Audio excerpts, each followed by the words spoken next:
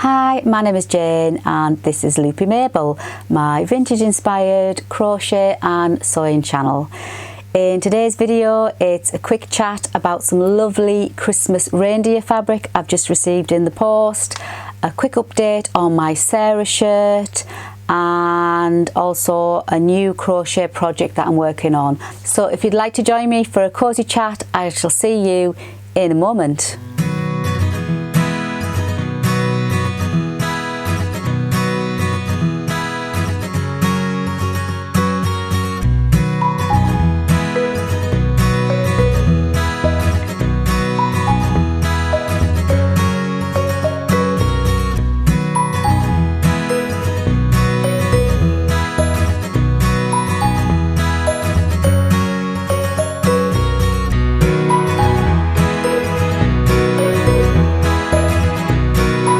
Welcome back, and before we start, can I just say, if you like what I create and you haven't already subscribed, then please don't forget to hit that lovely subscribe button and that notification bell, then you'll never miss out on any videos that I do bring out. In today's video, like I said in the intro, it's going to be a little bit of a chat about some gorgeous Christmas reindeer fabric that I've just received, which I'll show you in a moment. But just a quick update on my Sarah shirt, my July sewing plans. I'll put the link up there, I think it goes. And I was telling you about the Sarah shirt, which is my next sewing plan. Just quickly show you the pattern again, if you didn't see that video. So there is the Sarah shirt, and it comes in two styles. You can either wear short sleeved or long sleeved, and there's like a Peter Pan collar and a more of a pointy shape collar. I'm going to go for the short sleeved version, and I think I'm going to go for the more pointy version shirt type of collar as well. Just show you if you can see.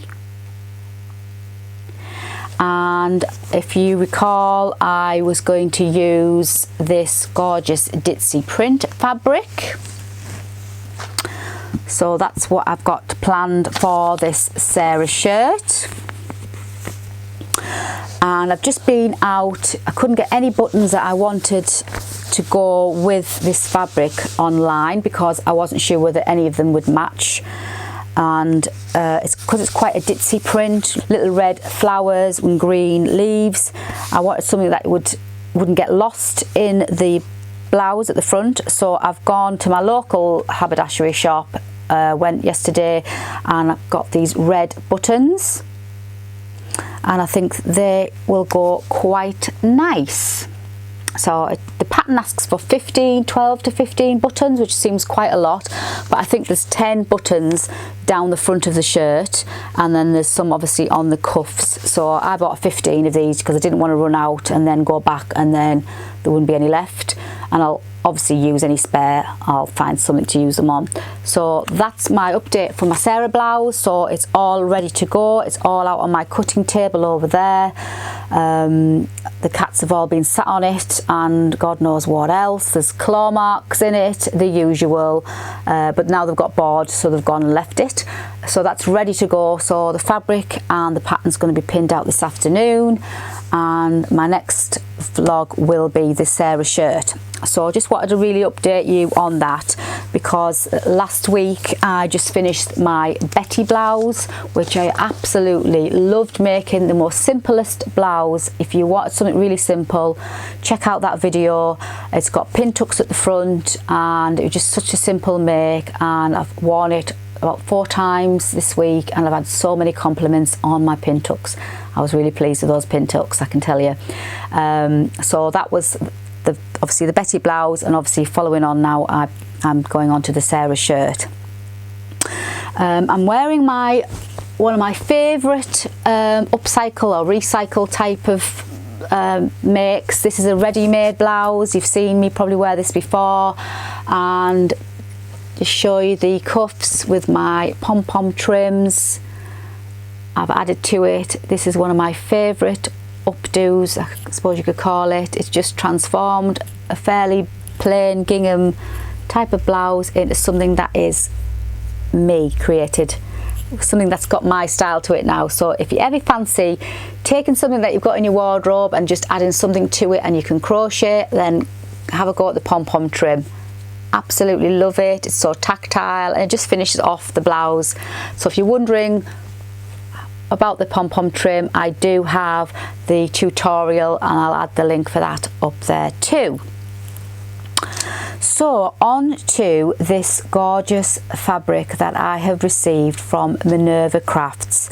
Now I've mentioned Minerva Crafts before. It's a UK based website which covers everything you can think of to do with crafts. So it's got sewing, haberdashery, yarn, they sell patterns, all the sewing tools, absolutely brilliant. I'll put the link for Minerva Crafts in the description box below, as everything I put. Anything that I mention in the videos, I will put the links for them in the box below. Some of them will be affiliate links, so if you do click on them, it doesn't cost you anything more. It's just that if you do click on them and decide to buy whatever I recommend or something that you see on there, then all I do is I get a small commission, and that's all. And thank you very much if you do actually click those links. I've also got Minerva Crafts on my blog site, so if you wanted to go onto my blog, loopymabelcrochet.com, you'll also see Minerva Crafts, the icon there, so you can click on that one there too. Going back to the fabric, I was lucky enough to be invited to be a guest blogger on Minerva Crafts. They have a lovely blog section, and what happens is, I mentioned this before when I did that pretty bolero jacket. So what happens is every month they send all the bloggers a list of the fabrics that they'd like you to blog about. You don't have to. If you don't want to do anything that month, you don't have to. It's not like set in stone. I didn't do anything last month, but this month we got the list, and it was for Christmas, obviously, because they've got to plan ahead to get all the blog posts out in time for Christmas. So they sent the list, and I had a quick look through the list, and I spotted this reindeer fabric. As soon as I saw it, I thought, what could I make with that? That is so Christmassy, but not over Christmassy, because I'm not really into gimmicky type of Christmas fabrics, but I thought this is quite sweet, old-fashioned in a way, old-fashioned reindeer styles. And it's just white reindeers with little white Christmas trees with little white snowflakes on a red background, and it's a lovely cotton poplin fabric again. And I picked this, and I've just received it in the post the other day. I asked for 2.7 meters because I didn't want to make the same mistake that I made on the last bolero jacket I made, because I didn't ask for enough fabric, and I really struggled to find something to make with what I think I asked for 1.4 meters, and it just was, I don't know why I picked 1.4 meters. So it was, I only just managed to squeeze that bolero jacket out of that. So this time I ordered enough, and I think there's 2.7 meters here. I've got a month to make a project and write a blog post with lots of pictures and send it back to Minerva Crafts, and then they add it to their blog later on in the year. So here it is anyway, this gorgeous reindeer cotton poplin fabric, and what I'm going to make with it is this fabulous pattern that I have downloaded. PDF pattern, I've gone for the PDF pattern, and it is by the Friday Pattern Company. I'll show you a picture of the front of the pattern, and it's called the Wilder Gown. I don't know whether you've heard of it or made it even. If you've made the Wilder Gown, please let me know, and what did you think, and which version did you go for. So there's the main picture, but I'm not going to do the whole dress because I don't really think I would wear that full length dress, but there is a few options, and I shall show you the options. Hopefully you can see those options there. And I'm going to go for the tunic, the middle option there. There's three options. So there's a tiered long dress, there's the tunic length dress with one tier, and then there's the pretty blouse. And the absolute thing that I love, that drew me to the pattern, was it's got a gathered neck. Now if you know me by now, you'll know I like to wear neck warmers and shawls and just things around, collars and things around my neck, and when I saw the gathered neck, I thought this is perfect, this is definitely me, and I thought that would look lovely in this reindeer fabric. So that is what I'm going to make. I'll just show you them together so it gives you an idea. that's what I'm going to make. So I'm going to go for obviously the middle version. I'm not sure whether to do the long sleeve or the short sleeve yet. I haven't decided. So I've got a month to prepare and sew and make a blog post. So obviously I'll keep you updated too with the finished version, and I'll do a vlog to show you what it looks like when it's finished. So that is what I'm going to be doing with this gorgeous reindeer fabric. So it's just really a quick update on that, and I was so excited when it came in the post, because actually I'd forgotten I'd ordered it, and when it came in the post and I saw it, my husband went, "Christmas fabric in July?" I said, "Yeah, but you know, people have to you have to do things in advance, obviously, to get it ready for the Christmas season." So hopefully I'll get that done in the next week or two after I've done the Sarah shirt. I am sat in a slightly different position today. I'm normally sat more over this side of the room, but I'm actually sat in my cosy corner chair that I got from eBay a few years ago, and it's such a cosy chair, but it's quite low down, and I just thought it was a little bit low to sit on, but actually it's really comfortable. And the other reason why I'm sat in this cosy chair in the corner is because one of my other cats, Primrose, is asleep in the position where I normally sit on my chair, and obviously I don't want to disturb Primrose, so that's why I'm sitting here. But I quite like it here, so I might stay here and do more videos from this position. And before I go, I'm a busy bee. I've also been working on a new crochet project, and it is going to be a variation on the theme of my rainbow poncho wrap.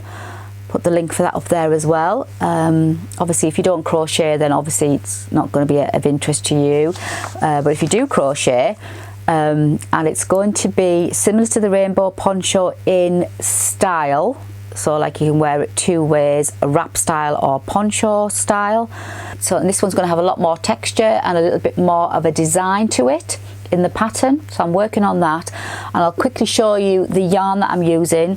I've gone for a fairly neutral colour yarn, and I've just picked up a Stylecraft special double knit, and the shade I've gone for is Buttermilk. It's a double knit yarn, and it's quite a nice colour for going into the autumn. I'm designing it with, I'm using a 4.5mm hook, and I've just literally finished drawing out the design in my design book, so I just wanted to give you a little bit of an update in what I'm doing crochet wise. So I've been quite busy this week, so I've made the Betty Blouse, I've got the Sarah shirt ready to go this afternoon, I've got my fabric to do my Wilder gown, and I've started a crochet project. So that's me. Can't sit still, always on the go, lots to do all the time. If you've made the Wilder gown, please share with us what you used, what fabric you used, and which version did you go for? I'd love to know, and I'd love for you to share it with us all here. And also, has anybody else got any sewing Christmas plans made yet, or is it just me? Let me know if you've already thought about what you're going to wear for Christmas. Have you got some fabrics in mind? I'd love to know. Please share with us. But I think that's it for today. Can't wait to get going on my Sarah shirt.